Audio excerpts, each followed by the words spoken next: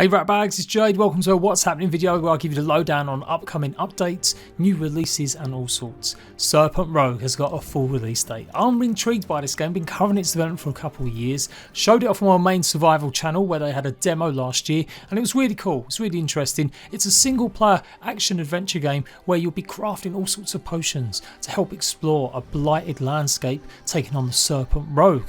You'll be able to transform into creatures as well as tame them to use their abilities to take on all sorts of creatures and enemies.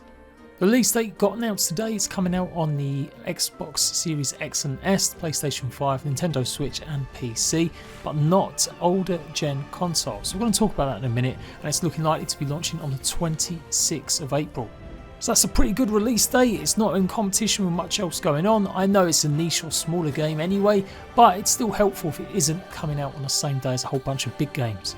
And yeah, like I said, I've been keeping my eye on this one. I like the idea of it, I like the art style a lot, and I like the idea of maybe crafting lots of potions. So it's got a lot of survival mechanics into it, but it's not a full-blown survival game. It's made, like I said, by some small little team, I think maybe only solo developer, but it got picked up by Team 17, the publishers, and so yeah, it's looking like it's to be releasing on more platforms now.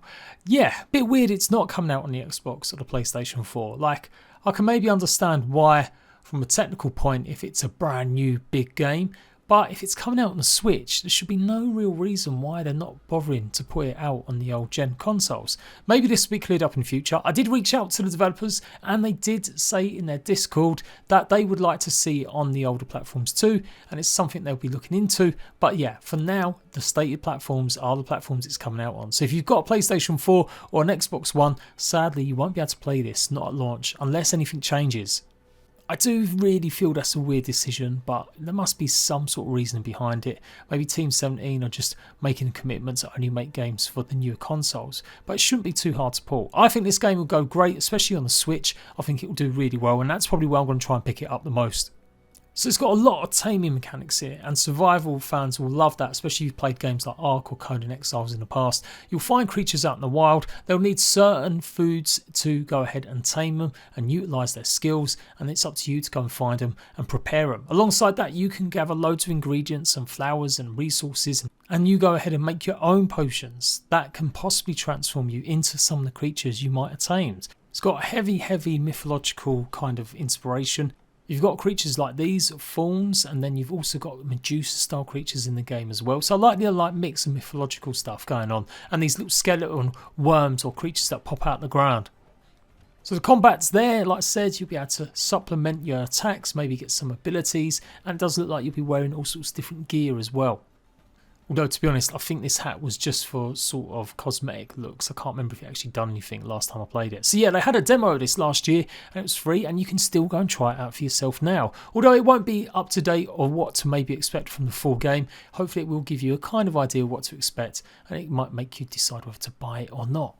That demo is only available on Steam, but if it does change, if they do put one on Xbox or any other platforms, I'll let you guys know, because they sometimes do, especially Xbox. They've shown a bunch of games last summer that were like indie games and demos, and this is like the kind of thing you'll be taking on, trying to work out how to destroy these purpley style dark creatures. Lots of little secrets and loot chests to go and find.